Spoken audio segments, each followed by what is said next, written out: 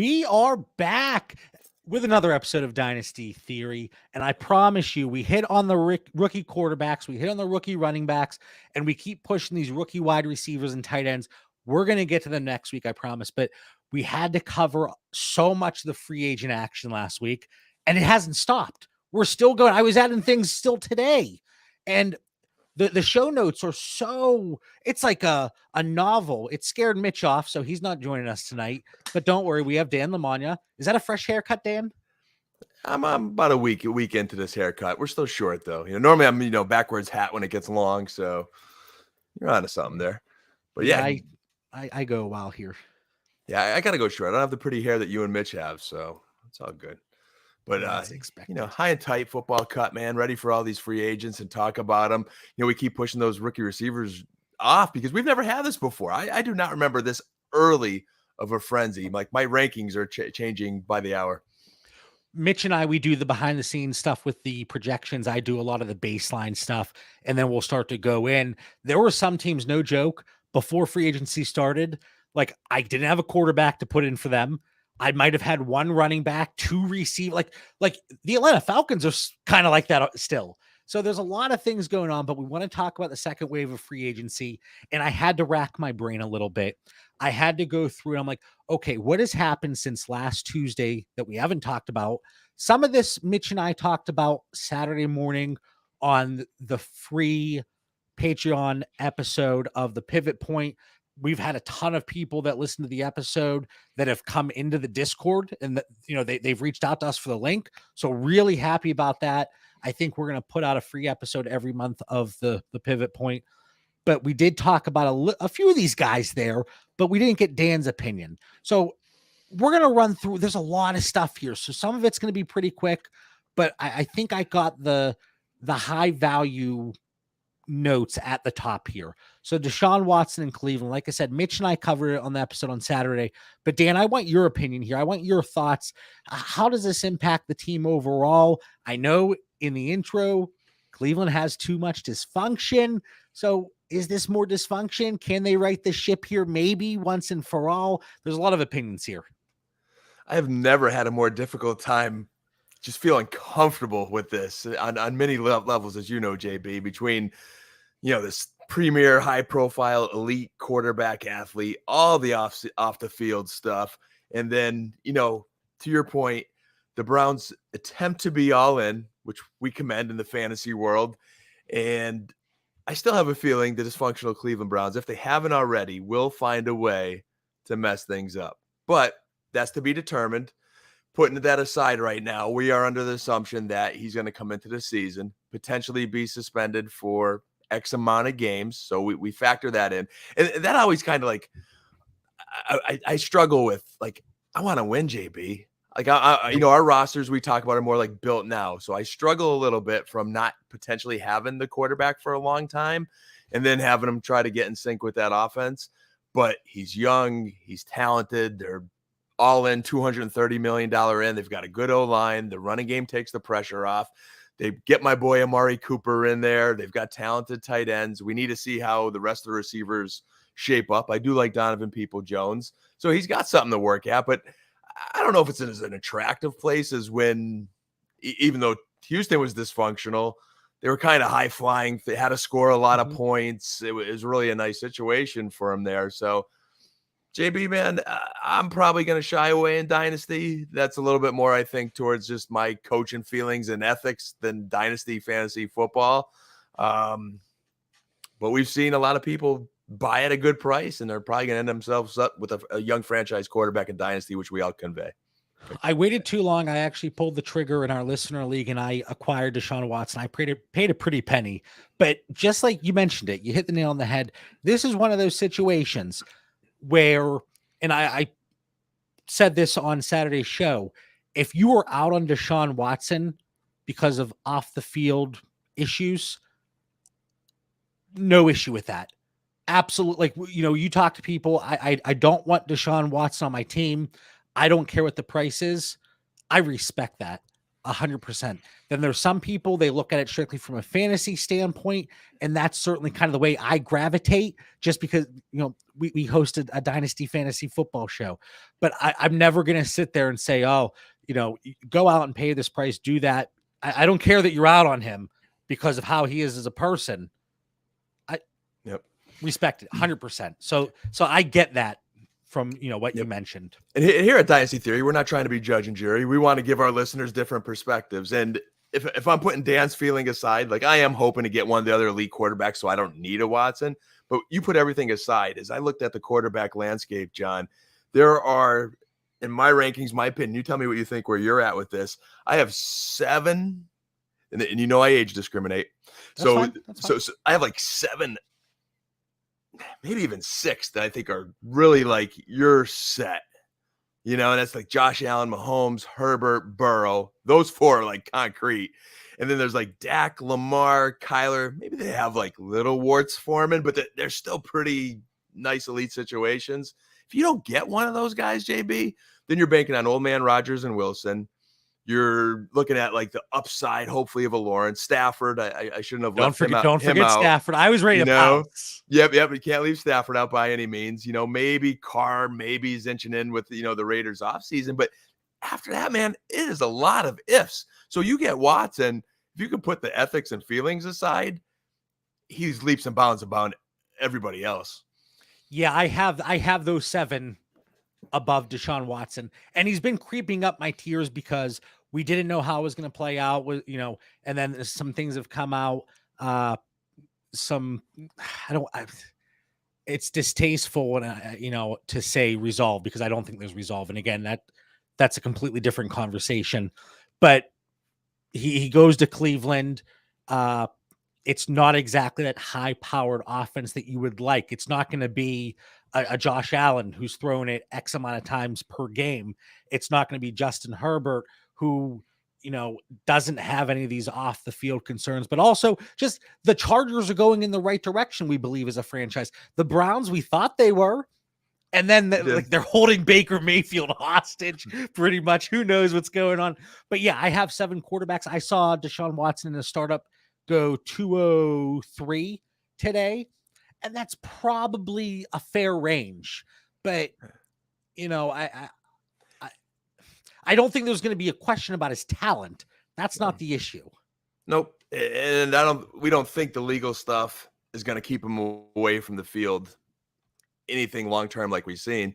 And like, other than those names we mentioned, what's kind of different now too is like the young quarterbacks that we're attracted to in Dynasty. Trevor Lawrence, we got a lot of Jacksonville Jaguar questions. Trey Lance, we're still wondering what the Niners are doing with the quarterback situation. Justin Fields, what's happening with the Bears? They're the guys you want to be in love with. It's just a little hard to do that right now. Yeah, there are question marks there. But again, if you want a little bit more in-depth conversation, we talked about that on last week's over the weekend. Davante Adams to the Raiders. How does this impact him from a dynasty perspective? You're laughing at Mitch's comment in the chat. Mitch says, "Damn, I can't believe Mitch isn't on. This episode's awful." Only Mitch cannot be on the show, but it's still on the show. Like, leave it to Mitch. I think that's like a HR fine there. Isn't that a fine? Isn't that like against our bylaws or something? HR policy. Yeah. If you're gonna be out, you need to be out. Like, yeah, I don't know. I mean, he barely got off. We almost didn't let him have off the week he had appendicitis. He's lucky he got off that week. I was ready to live stream from the hospital room, but now he's pulling this crap. No, so anyway, Davante Adams, how are you looking at that situation in Las Vegas, and how are you looking at Derek Carr? It's a big wow. That was an impact signing there. Like that really stirred things up. We love that, big, huge free agent move. Raiders are legit. I really think they're trending in an encouraging direction in a division. They have to. It's an arms race. AFC West is a battlefield, man. So I think Adams is great wherever, but I mean, Carr's not as good as Rodgers. As much as we try to always say, hey, why is Carr where he is? He doesn't get the respect. He's good in fantasy. He's still not Aaron Rodgers. So I don't see how you can't ding Adams is like flashy as the new toy is in Las Vegas a little bit, not having Aaron Rodgers. I actually think this makes his Mr. Bywater in the chat, Carr is the most disrespected quarterback too. Hey, we love Cars. We love the Carr family so much. We talk about David Carr on a weekly basis pretty much. But I think Devontae Adams, his ceiling comes down, but I still see him as a wide receiver one, maybe lower end wide receiver one in 2022. I think this more negatively impacts Hunter Renfrow, Darren Waller. Obviously, huge for Derek Carr. Again, these are older things, but I wanted to get Dan jumping in from last week. Again, go back to the pivot point. Man, that's a nice little plug there. Go back to that. It's almost unfair to Devontae Adams or Derek Carr, isn't it? It's like you're comparing him to Aaron Rodgers. I mean, they're gonna have they're best friends from college. They're gonna have a great season. Adams is still elite. Just it's not Aaron Rodgers. Sorry, I had a hair in my mouth. I'm trying to. Anyway, now we get into a little bit more recent news here. Matt Ryan to the Colts for a 3rd-round pick. I like this for Matt Ryan, but I also like it for my dynasty shares because I think this presents an opportunity to move off of him.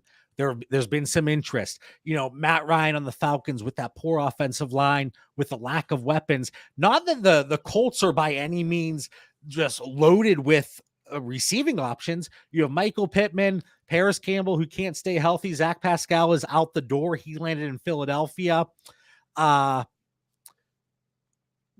about Mitch's suspension in the chat here threw me for a loop. But then you have maybe T.Y. Hilton. He put out a tweet of a little picture signing paper. Is he coming back for a year to play with Matt Ryan? Who knows? But I still think that's going to be a run-first offense.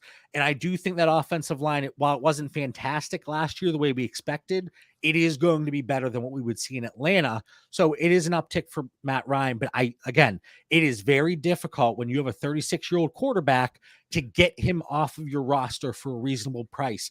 Why I was stuck with Ben Roethlisberger on so many teams. Why, Tom Brady's been pretty much immovable for the last decade because he's too old. He's too old. But this gives us a chance to move Matt Ryan, and that's the opportunity I'm taking because I'm still over 20% rostership. I was thinking of you because I know you have a big rostership in Matty Ice there, and we've talked about that.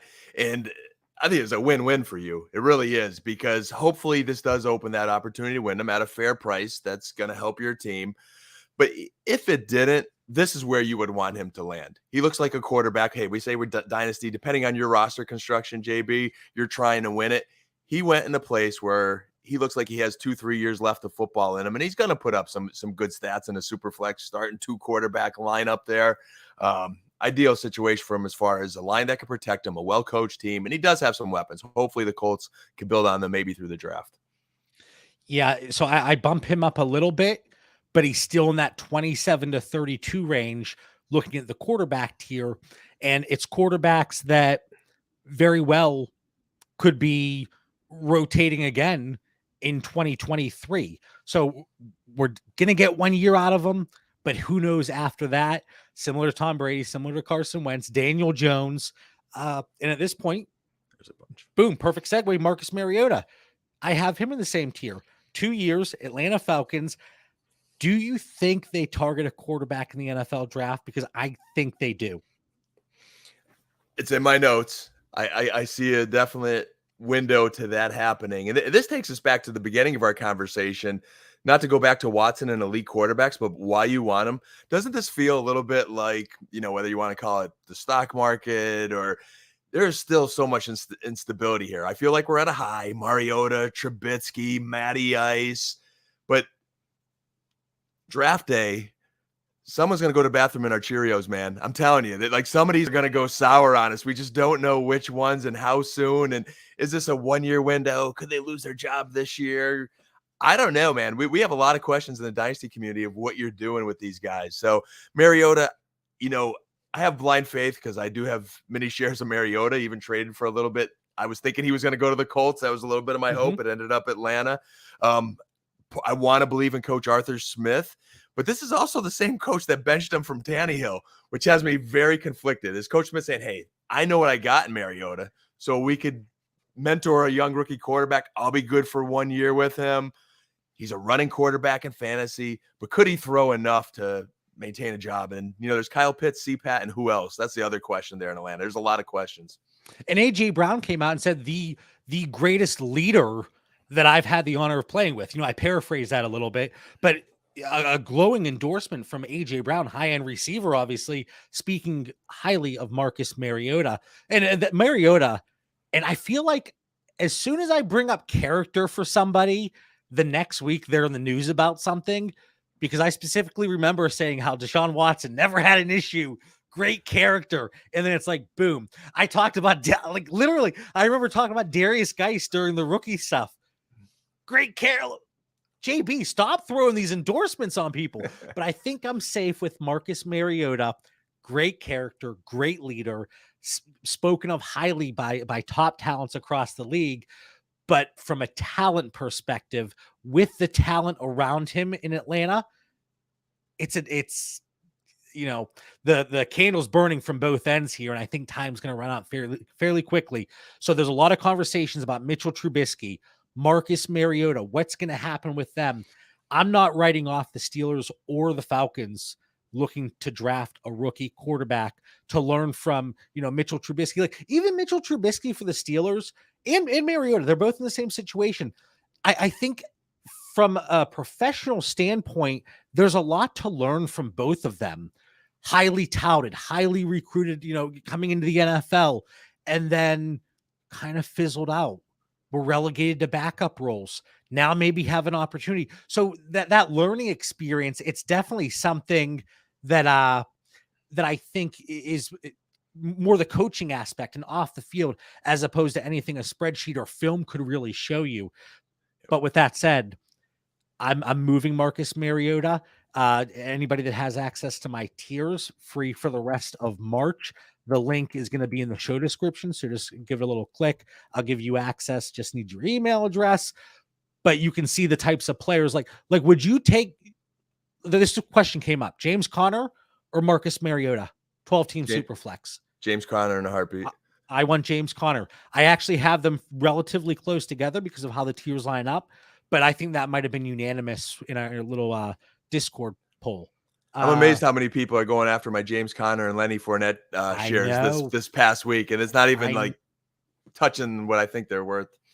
Yeah, man, these segues are spot on. Leonard Fournette, 3-year deal to remain in Tampa Bay.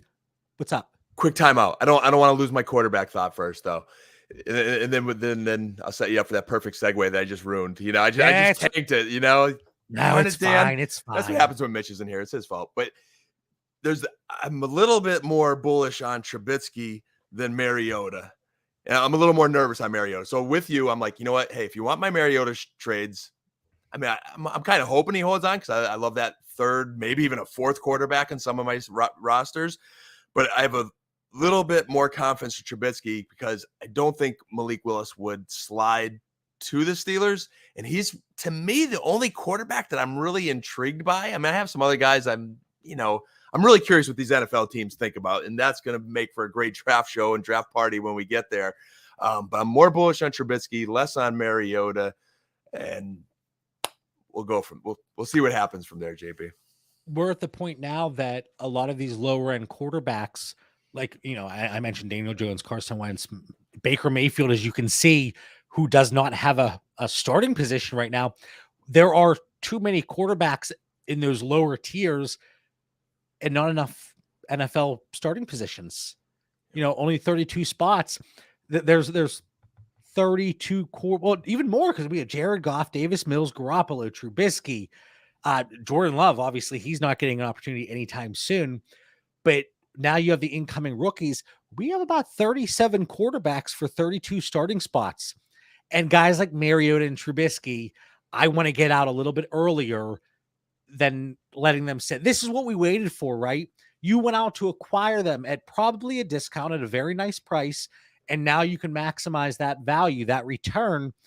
I don't love him in Atlanta with that line, with those weapons. They're lacking.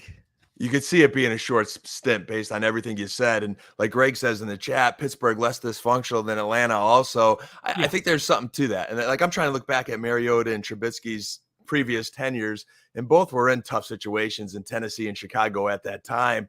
So I'm like, all right, could some of them turn it around and maybe a better situation? But Mariota's not going to a better situation. At least we don't think so. And Ryan Tannehill came in and flourished in that same bad situation. And usually you look at quarterbacks and it's like, okay, Mariota does have that mobility. Trubisky does have that mobility. So it kind of helps bail them out in certain situations behind a poor offensive line.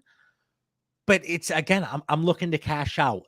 And if I can get, I know the question came in like a 204 for Mariota or Trubisky, that's probably a fair price. And it's not going to kill your team to take the deal. I think you could get a little bit more added on. Something I might like to do is if you have 201 in Mariota, can you move that for like 107 or 108 maybe? It's not always possible, but just going out there and trying to package up as opposed to maybe a lateral move, but certainly the 204, 205 range, it is a fair price. And I'm not looking to acquire Mariota or Trubisky unless it's lower than that threshold. So yeah, Trubisky, I would just let me have my darn segue here. I can't give you that segue yet. This is too interesting. I think we've got something for our listeners. I would pursue Trubisky. I would give a second round pick. Maybe not maybe like that 204, 205. I would give that Trubisky. I would not for Mariota. I remember on Schefter's podcast, he talked about 5 teams that were one. He goes, one of them is going to sign Trubisky next week. And I don't know if he was on to it being Pittsburgh. That was definitely one of the teams that was mentioned. But like Mariota, why did the Colts pass on him and go after an old Matty Ryan? That's another. I'm trying to connect the dots too for a potential, like which one of these quarterbacks this offseason. You could throw Jameis Winston in that mix, all these other 2-year contract guys that, okay, they didn't get Watson, so now they settled. Seems like everybody's settled after they didn't get Watson. I think Pittsburgh went and got their guy and other teams settled or bridged to a rookie.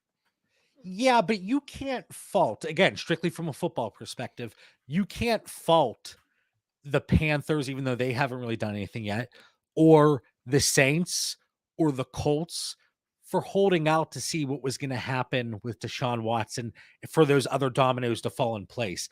Like I like Jameis Winston, and he's moved up with this 2-year contract. And I think coming back from the injury, I have him neck and neck with Ryan Tannehill at this point in terms of value, what I would look to move for either one of them. And I think Tannehill might be a little bit more highly sought after, even though nobody really wants him anyway. I've tried to move Ryan Tannehill, but you're looking at these guys, and even though I do like them, I don't think it's crazy that they wanted to wait to see that if they could get a premier talent. It's not like they were, hey, if we don't get Matt Ryan, then we're going to go and sign Jameis Winston. That wasn't the case. And I agree with you. I guess my point's more specific again to Mariota, where the Colts says, no, we're not going after Mariota. We're going Matty Ryan, where the other teams, like to your point, hey, we're good with Winston. Watson would have been better, but so like they could have signed Mariota the same 2-year deal.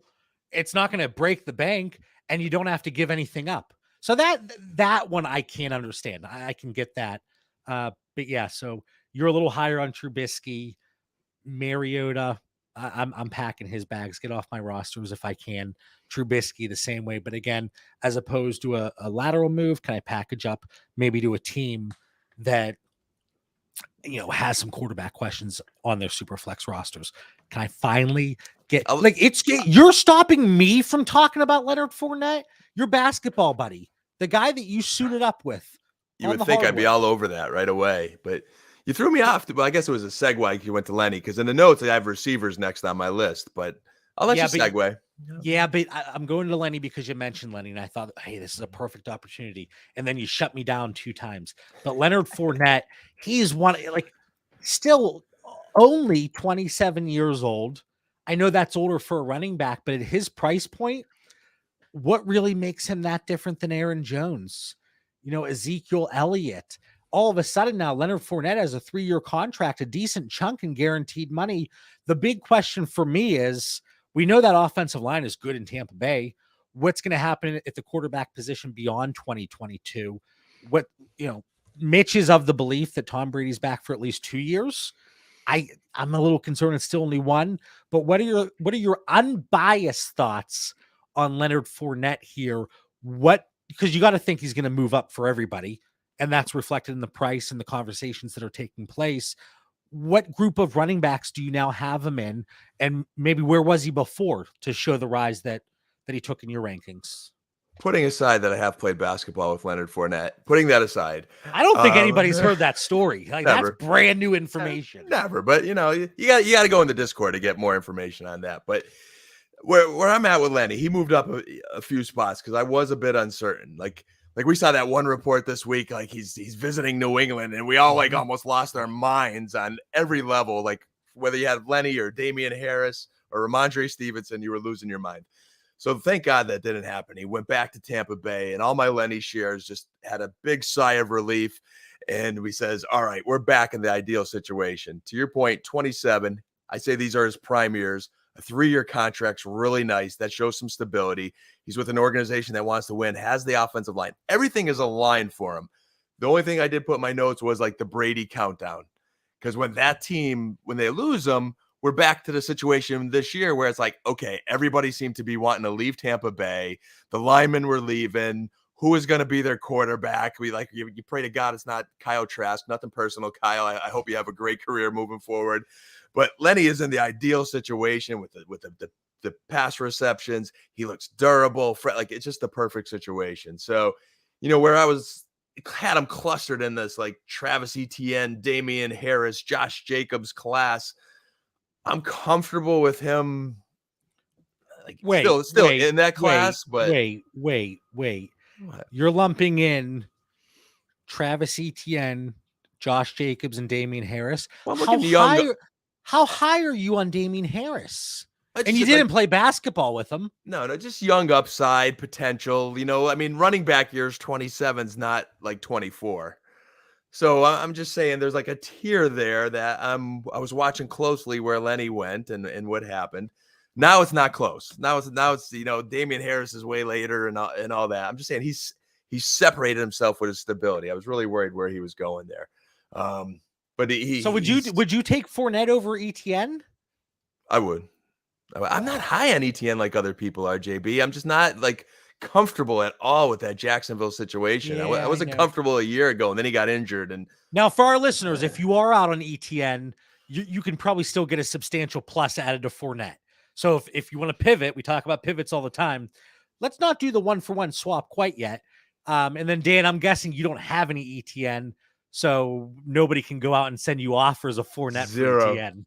So I've been offered Etienne. What I got offered Etienne, I forget what it was, but I've turned down everything for Etienne so far. It's just, I think it was like Etienne for Connor and Fournette. That's what I was offered, and I did not want to move Connor and Fournette. I says keep your young, talented running back. I get it.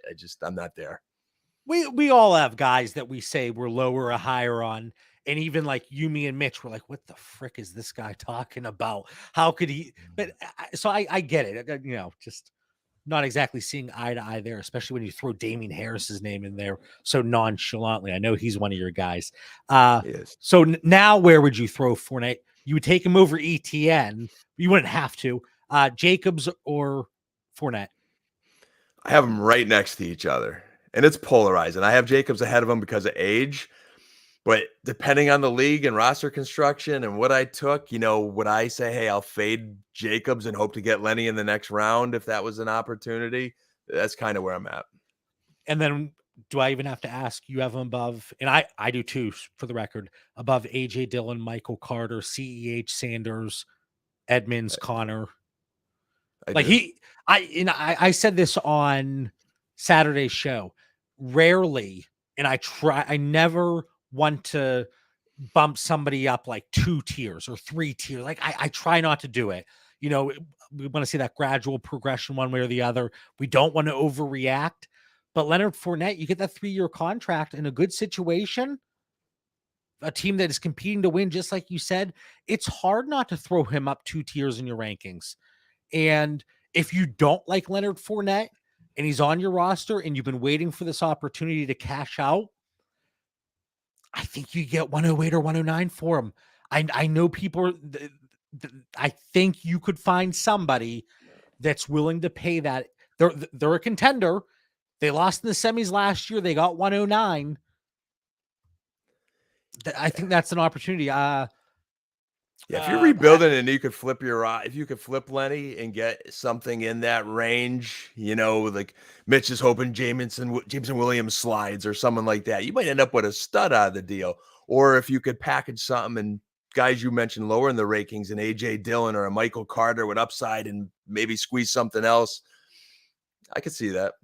And it's not going to be everybody, but I do think there's one or two people in every league that might see it that way. If somebody has a plethora of wide receivers, boom, big word for JB today. Love that word. Maybe you get a Brandon Ayuk. I think those are level values. Maybe you can get, I'm sure you could get Chase Claypool in a lot of situations, maybe a Juju plus a small piece. I'll take Lenny at 108 or 109, but on contenders, as you indicate, that's what Greg says in the chat. Okay. And Greg's a straight shooter. I feel like if he thought I was being crazy, he would have called me out right there. So, okay, we're in the clear, at least for that. So, yeah, that's Leonard Fournette. We get through it. It doesn't change at all without Mitch, Dan. 30 minutes in, we talk about 3 players. So let's try to go a little quickly. It's tough to shut you up, man. We love what we do, JB. We love what we do. I know too much. Allen Robinson to the Rams for 3 years. And then that leads to Robert Woods being traded to the Titans. So a little bit of a domino effect here. But Allen Robinson, Rams, what are your thoughts? I am really, really, really intrigued here. And I could be completely right, completely wrong. I would understand anybody's take on this, but we have always said, what if every year up to maybe this last season, which probably disappointed us the most. And if you had A-Rob, you're really sour right now. But if he had a great quarterback, what would A-Rob be? He's got it. He's got it. And let me tell you, he's one of those guys you're going to hear from me as we get closer to the season. I love these guys that are in great shape and I get these inside scoops. Allen Robinson was always that guy. He is a workout rat. Like, he is not coming, I don't think, old and washed to the Rams. So I am going to put my money on Allen Robinson and say he is not on the washed it variety. And if I'm sour from last year, I am letting go of my feelings and I am on the A-Rob train with the Rams and Matthew Stafford. And I think he's an upgrade over Robert Woods. I can't use the jersey anymore. But let me ask you, because we had this argument 2 years ago, would you take Allen Robinson or Hollywood Brown? You would take A-Rob. I know it. This keeps coming back, man. I'm like, I've soured on the Hollywood Brown that I was pumping up, man. And I think in that situation with the Rams, and I think they're close in my rankings too, but it's another one of those situations where Hollywood right now in my rankings, dynasty rankings, is higher because of age, and I age discriminate. But you and I are in a startup today, JB, and if push comes to shove, I'm pressing that button on Allen Robinson. Vindication. I give it to you. Vindication. I remember 2 years ago, I was just about to go on vacation and I was all fired up. I remember. And then I had somebody DM me after that show. No joke. They DM me, JB, is everything okay? Because you got a little fired up with Dan. Like everything good at home? I said, yeah. And I remember it was because it was the first show we had in a while that we didn't have a guest on. So I was like, I can unleash the dragon tonight. It was unleashed. It was Allen Robinson versus Hollywood Brown. 2 years later, I win that argument. Thank you. Mic drop. All right. Yeah, again, Leonard Fournette, Allen Robinson, similar situation. If you have them on your roster and you've been looking to unload either, this presents a perfect opportunity. Allen Robinson, nice spike in value. A lot of these guys, nice spike in value. There aren't too many that went somewhere and you're like, ooh, like that's you're going to drop down my rankings as a result. I have a lot of 1 or 2 tier risers. It may be, looking through rose-colored glasses, but a lot of people are going to look at it that way, and there's the opportunity to move them. So Allen Robinson, I would put him I have him right with Brandon Cooks, Mike Williams. You would be proud of me too. I was looking for this as you were going through those names, JB. I traded Hollywood Brown in one of my leagues before Robinson went to the Rams. It was Hollywood Brown for Allen Robinson and the guy's second round pick this year.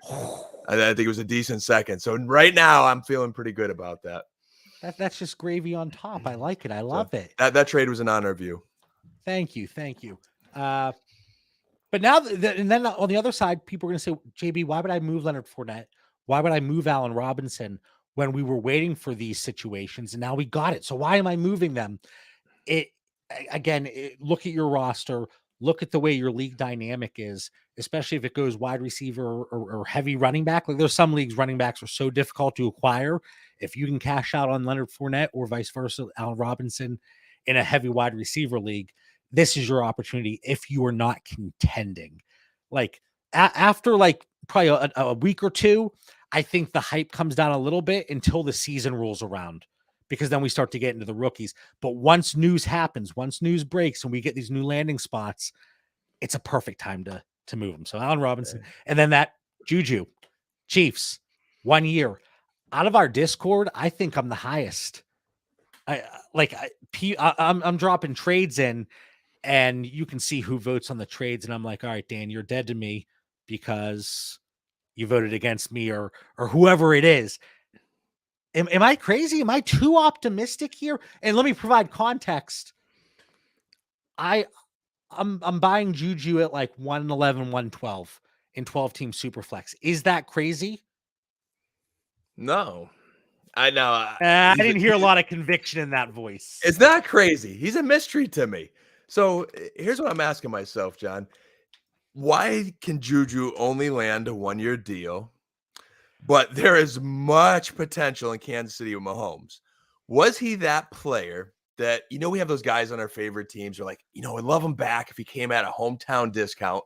Did Juju give Pittsburgh a hometown discount to finish with Big Ben? Like, I believe they're really close.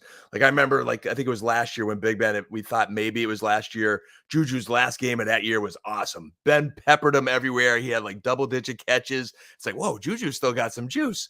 Then last year came and Ben, his wet noodle arm was kind of barely hanging in there. And, Juju had some moments. He didn't look bad by any means, but he landed in the most perfect spot in Kansas City. But it's a 1-year deal. I know. And there were reports, and I got to find it, but it sounds like Juju wanted to return to the Steelers again. Maybe it was because his agent looked around and there wasn't much interest. I'd love to come back to Pittsburgh, but allegedly they wanted to go in a different direction. Oh my God. You think people, you think you have the Dynasty Theory listeners, you think they believe in you. They want to support you. Greg, if 112 is Jameson Williams, then you're crazy. At least I got an emoji. Nick says, I'm too optimistic. Still competing with Kelsey and Hill for touches, taking over the Hardman role. Easy on McColl. He wins in a different way, though. I think he provides that opportunity to have that underneath force that they have been missing. Am I saying he's going to get 10 targets a game? No. But you'll be happy with 4 to 6 touches and 4 to 6 and catches and a touchdown. Absolutely. But Nick, I agree with you. I do believe I'm too optimistic. Maybe I reevaluate, but I'm certainly higher than anybody else. Oh, really quick, little plug in the chat. The FF Dynasty guys just did a guest spot with them. Dan, I told you before we jumped on, 3-round rookie mock draft. We got through 15 picks because the conversation was incredible. It was fantastic, a lot of fun. So whenever that comes out, I'll be retweeting it, blasting out. That was a lot of fun.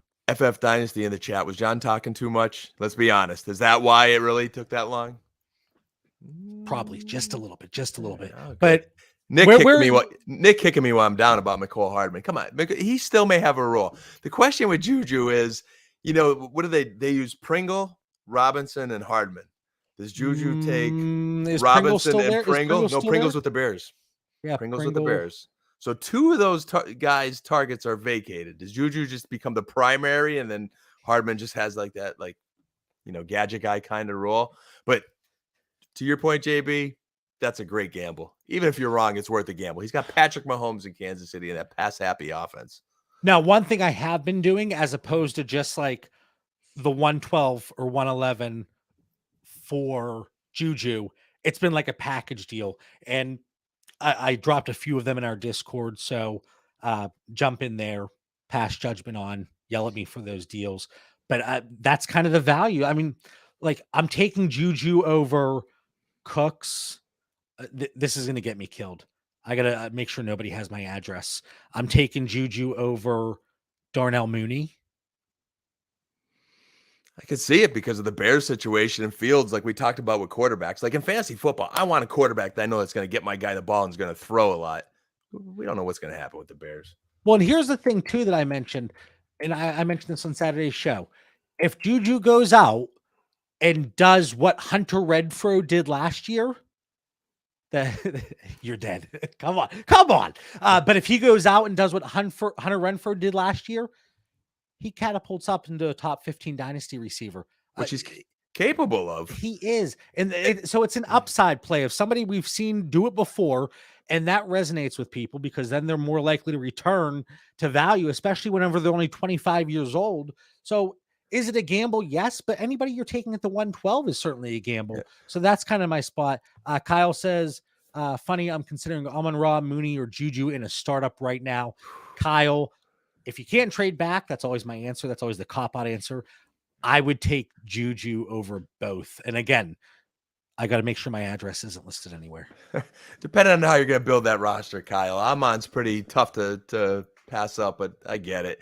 JB, I can't wait till we release our, like we do every year, our graphics with our top 12, rookies. Because when I do release it and I think about who I have right now in that like 10 through 12 range, I would take Juju, but that's for another show. Yeah, and then I would be interested, like where do people draw the line if it were just a pick? Because then we start to get in 203, 204. It's like David Bell, Jahan Dotson. You can't tell me there's not going to be question marks there. Juju over CEH. I'll take Juju. Over Edmonds, I'll take Juju. I talked about some of the receivers. So, it's all on my tiers. I don't want to spend too much time on Juju. If I say Juju one more time, it's like one of those, when you say the same word over and over again, it sounds weird. Yeah, that needs to be one of your clips. How many times John said Juju tonight? Every time I say it, go back and drink. Okay. Rashad Penny re-signs with Seattle for 1 year. I like this for him. It's kind of a prove it, stay healthy. Chris Carson, cut candidate. And if that happens, Rashad's value even rises a little bit more. John, is this the RB market disrespecting Rashad Penny, or is this a long history of injury and just, potential that we haven't seen? But are you not concerned? Like, was it a good decision for him? Like, if Carson comes back, if Drew Lock's your quarterback, John gets to talk about Drew Lock now. Are they rebuilding? Like, there's some concerns here for Penny for a lot of reasons. Yeah, and you could look at it that way. We always know, like Melvin Gordon still isn't signed. He had a lot of juice left, but then you see Denver restructuring some contracts. Maybe that has something to do with it. But once you get through that first wave of running backs and even wide receivers, those contracts start to dwindle because landing spots start to come down. The backfields get crowded. Is there a reason to go out and acquire Rashad Penny? I think it is a prove it type situation. Rashad, stay healthy. Just look decent, stay healthy, and you'll go on and get it, maybe just a 2-year deal, but you'll get something else beyond this 1 year. I don't think anybody was banging at his front door, talking to his agent, saying, hey, we got to get Rashad, lock him up for 3 years when the dude can't stay healthy. And I like Rashad Penny. I do. If you look at last year's film, it's very encouraging. Absolutely. So I'm just thinking, hey, I'd rather have a chance to prove it with a team where I could be successful versus, how is Seattle going to compete versus the Niners and the Rams and maybe even the Cardinals? It's going to be tough. 12-team Superflex. Marcus Mariota, Rashad Penny. That's brutal. Because of the Seattle situation, I'm going to roll the dice at having the extra Superflex quarterback and say Mariota. Would you take Penny over any of these running backs? CEH, Miles Sanders, Chase Edmonds, James Conner? No. I would not either. Okay. Would you take Penny over Christian Kirk or Michael Gallup? No. Okay. So I did not move him in my tiers at all. He is one of the few. I mean, there were a good amount, but he was one that didn't see movement based on this 1 year contract. And I talked about with franchise tags, and certainly it holds true for 1 year contracts. There's still that level of uncertainty, right? Like Fournette's getting 3 years. Even Edmonds is getting 2 years. Connor gets 3 years, but we have a little bit of stability. And for running backs, 2 years is really all the stability you can hope for. But Penny, 1 year deal. Let's say, knock on wood, let's say he does get injured, a season ending injury. There's going to Be be no crushing. market there. Yeah. Absolutely. And of course you would feel for the kid, but he goes out, has a good year, gets that 2 or 3 year contract. And then maybe even at the age of 27, people are a little bit more willing to invest as opposed to that 1 year contract on a crappy team in Seattle. Watch, Seattle's going to be that team that surprises us and makes the playoffs somehow. But hey, in the NFC where there's no talent anymore, maybe they do. Anything's possible. Maybe they do. All right, this is for Mitch. Buffalo releases Cole Beasley. What do? They get a better Cole Beasley and they sign Jamison Crowder. It's only a 1 year deal, but from a production standpoint, maybe not necessarily value on the market within your league. I think it's best case scenario. I really believe that. And Dan, you seem a little skeptical, I think. It feels like the poor man's version of Juju going to Kansas City. It is the ideal situation. It like salvaged whatever dynasty hope you have for Jamison Crowder. So this is definitely Mitch's Merry Christmas, Mitch. This was the perfect spot. I'm done with Beasley. I think he is an upgrade over Beasley. Crowder. He's got juice. Wait, did you see the blurb that was criticizing Buffalo? And I think it was some whack job saying, I can't believe they released a future Hall of Famer in Cole Beasley. What? That was bizarre. Bizarro world is what we entered. I did see that. And yeah. Anyway, I had to throw that in. And he's a former Cowboy. You think he'd have a place in my heart? He doesn't. So, like Crowder, like my Isaiah McKenzie dreams were a little bit dashed, but he's a primary returner for him. You need depth. Guys get injured. Those kind of things. Like, why doesn't nobody in the NFL want Jamison Crowder? That's the other thing. He's starting to get shuffled a little bit. He can't stay healthy either, though. Yep. He's like Rashad Petty. This is his chance. This is his window. He needs to stay healthy and he needs to produce. He gets hurt again. He's going to pass away the most ideal situation. But anyone with Josh Allen in Buffalo or Mahomes in Kansas City, I'm in on a gamble. He's going to be in my rankings. If he falls to me, I'll grab him.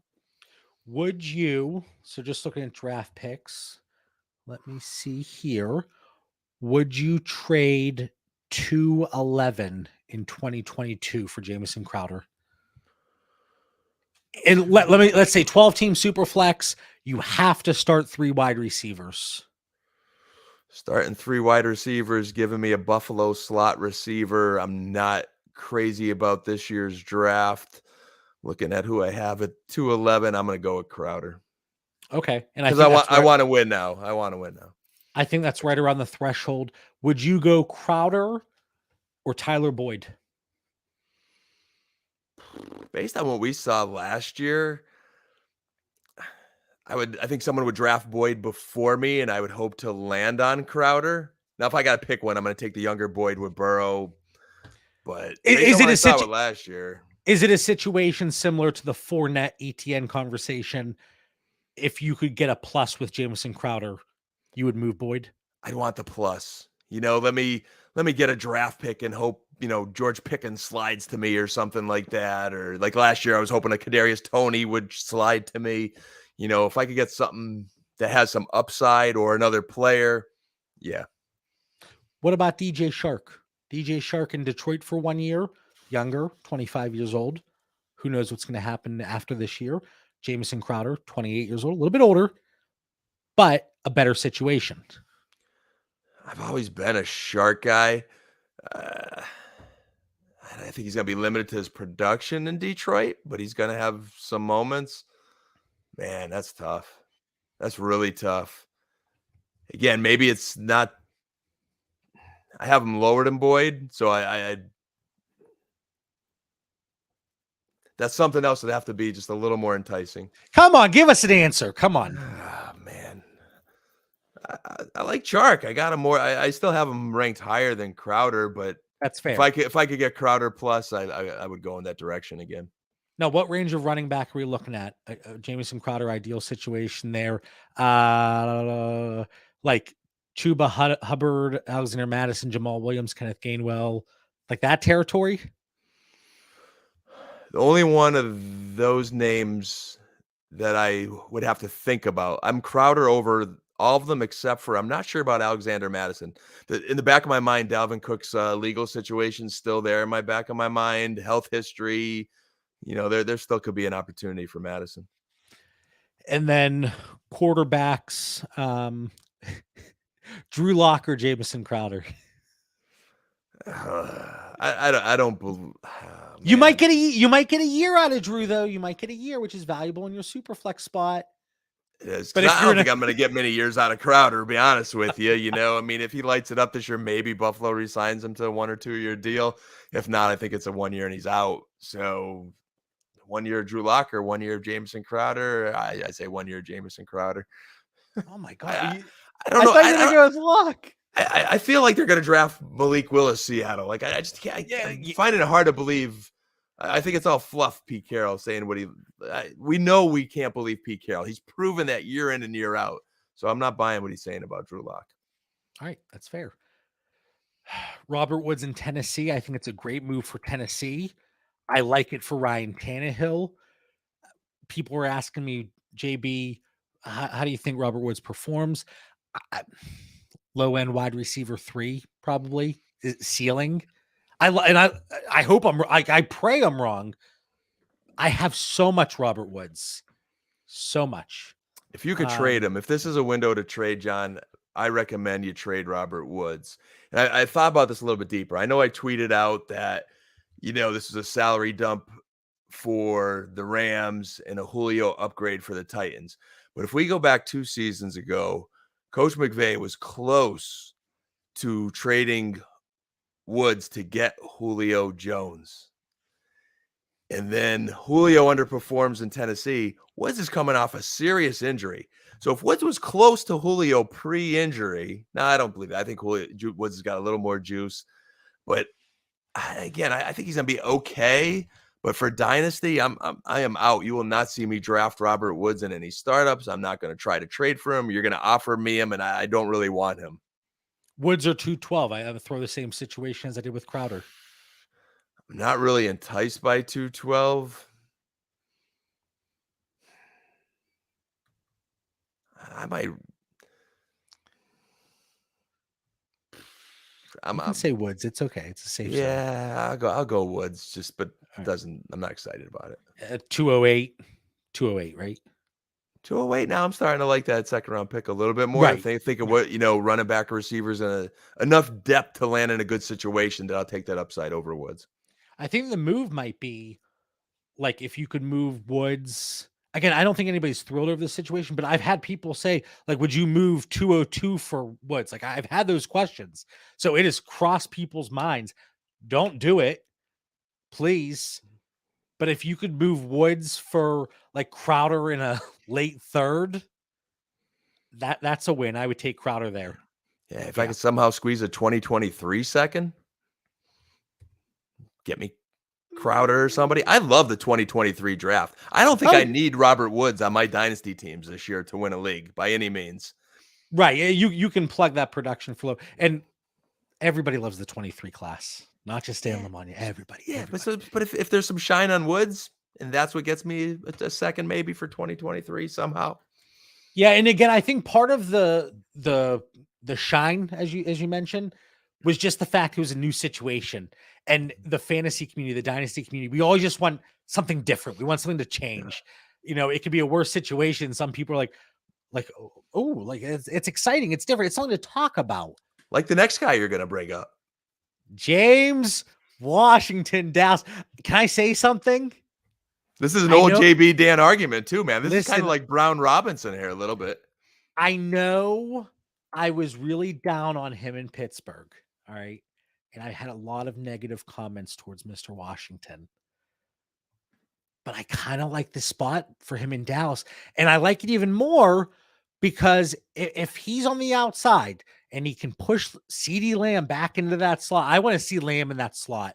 I don't want to see him out wide. I want him in that slot. Let him thrive as a number one receiver playing out of the slot, which we've seen multiple times throughout, the NFL landscape. You don't always have to be that alpha outside receiver, but James Washington, again, I'm not saying he's a top 24 receiver, but if you can get that little spike in value, people like the spot. Maybe get a positive news blurb. Hey, he went out. Him and Dak had breakfast together last week.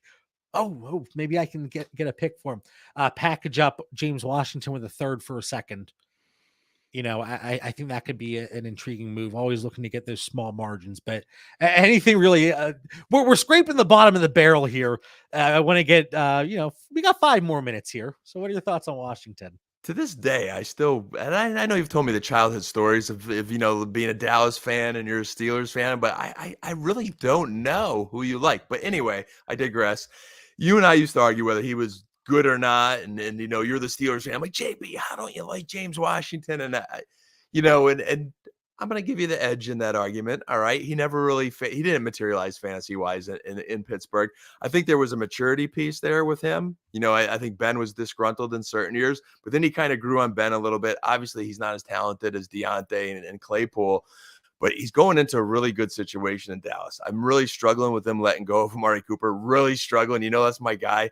But just even from a talent level, I'm listening to Michael Gallup's interview today when he signed his new contract. I was on the Cowboys website being a homer. And Gallup's like, man, we learned lifelong friends with Cooper. He's just talking about how great he was. I'm thinking, how are you replacing that?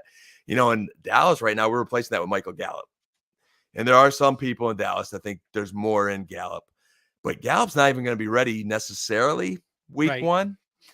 And Cedric Wilson's gone. There's an opportunity in that Dallas. They're going to pass for James Washington to flourish. So I'm intrigued as like a flex play, situational play, very good bench player. Give me James Washington on my teams.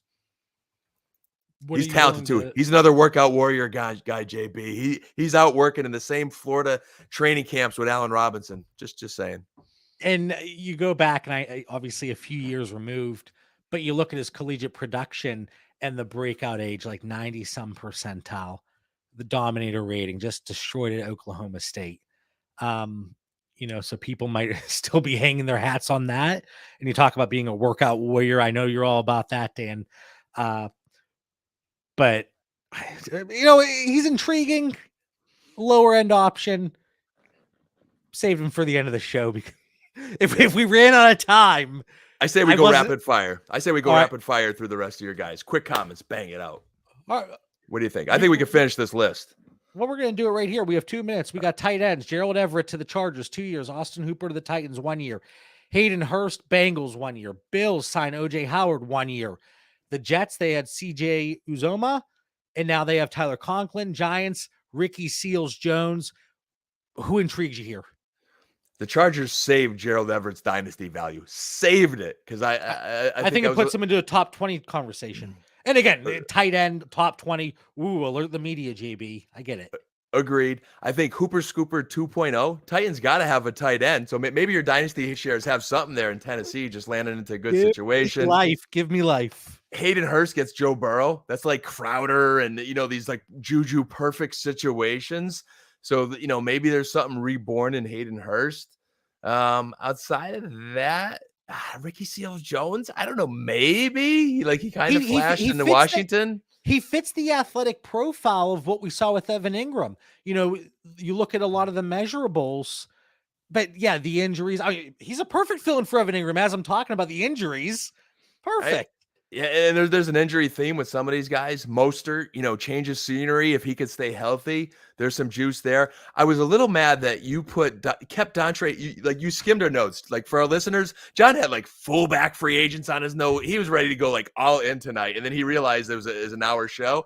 He takes out the fullbacks, takes out all the bums, and then you leave Dontrell Hilliard on this list, which I no. I meant to. Well, if you took it out right before I seen your last draft. But you took Damian Williams out. Damian Williams has some juice, John. You can't take your boy out and leave Dontre Hilliard in there. There was no juice there in Damian Williams. Cordell, Pat, I can't even say his name. Patterson. I'm losing my freaking mind here. 11 o'clock here in Pittsburgh. Falcons sign Patterson to a 2-year deal. Dolphins sign Raheem Mostert.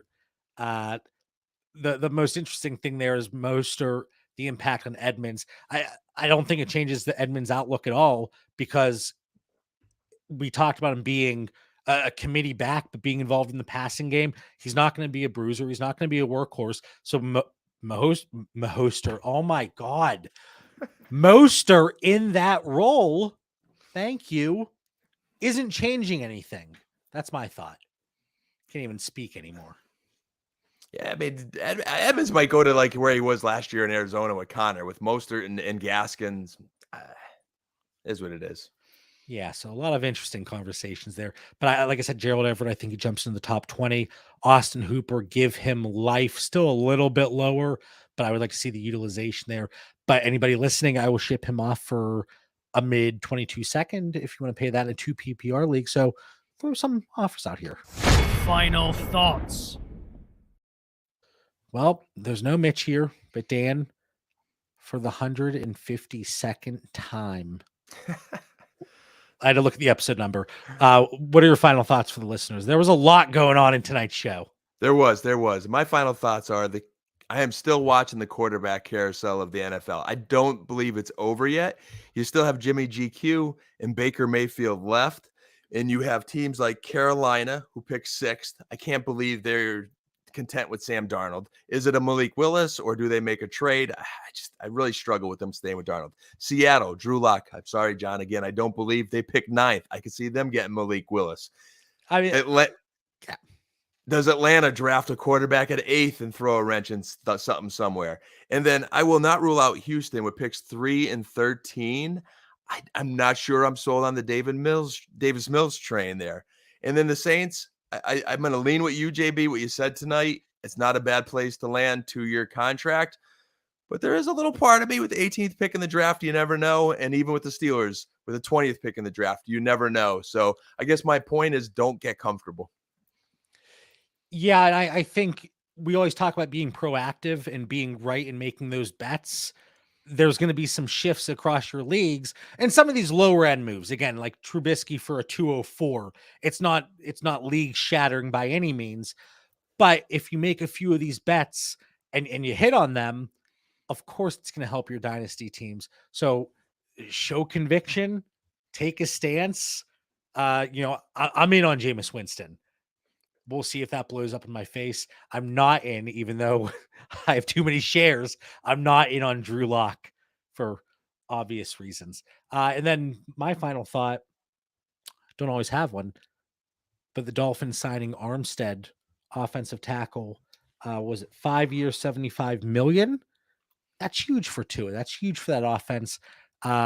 We talked about the Steelers and the Bengals last week bolstering their offensive lines. Dolphins doing the same. So great move for them. Dan almost got us out of here on time, but we want to thank everybody for tuning in. Follow the show on Twitter and Instagram at Dynasty Theory FF.